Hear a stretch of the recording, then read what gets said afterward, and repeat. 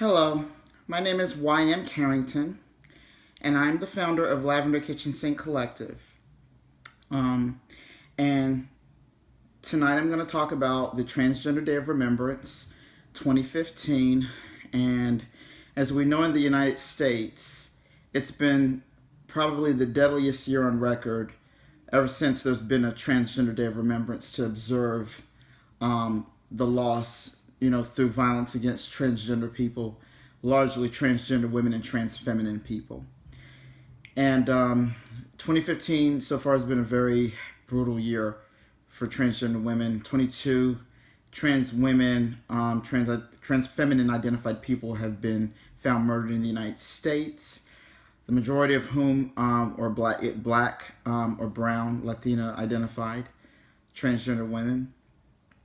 And what I really want to talk about, I could talk about the fact that, the media is horrible when trans women are found murdered or when trans women face any form of violence or discrimination. I could talk about the criminal justice system, which, is just very recently starting to take the murders of trans women more seriously. But it's not enough. Police departments are still terrible with misgendering, with dead naming victims, with misreporting victims as cisgender males, and how how that leads to inaccuracy and stalled investigations because of it. But what I really want to talk about is basically those of us who are not police or media, but everyday folks in society, and the fact that it's our responsibility really to tackle transmisogyny, and cissexism, femphobia, violence against transgender women and trans feminine identified people who are assigned male at birth but identify on the feminine spectrum, feminine or center spectrum. And we need to talk about our complicity. For those of us who have access to cisgender privilege, any form of masculine of center privilege, or female assigned at birth privilege, which is what I have as a female assigned at birth person who is read as a cisgender woman, we need to talk about our complicity in transmisogyny, because transmisogyny is our responsibility. Of course, transgender women who are activists are more than capable of fighting for their own freedom, more than capable of doing that. But it's up to us to tackle our own transmisogynist attitudes that demonize transgender women as dangerous, pedophiles. They're going to attack cisgender women and girls. They're out to harm society. They're going to trick cisgender men into being, gay, even though cisgender men actively seek out trans women because they're attracted to trans women, because they're men who are attracted to women, and transgender women are women.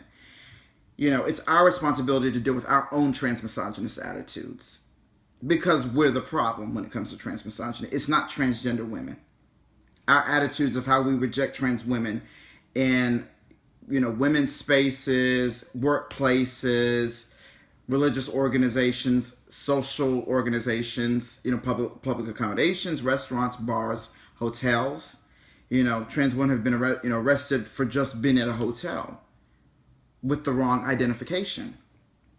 That is our problem. That is not trans women's issue to deal with. And for me, going into 2016, ending this year and going into the next year, I ask us all to do more to combat our own internalized transmisogynist attitudes. This is our problem to deal with. It is not trans women's problem. Trans women will continue to fight for their freedom, their liberation, and I will continue to support them.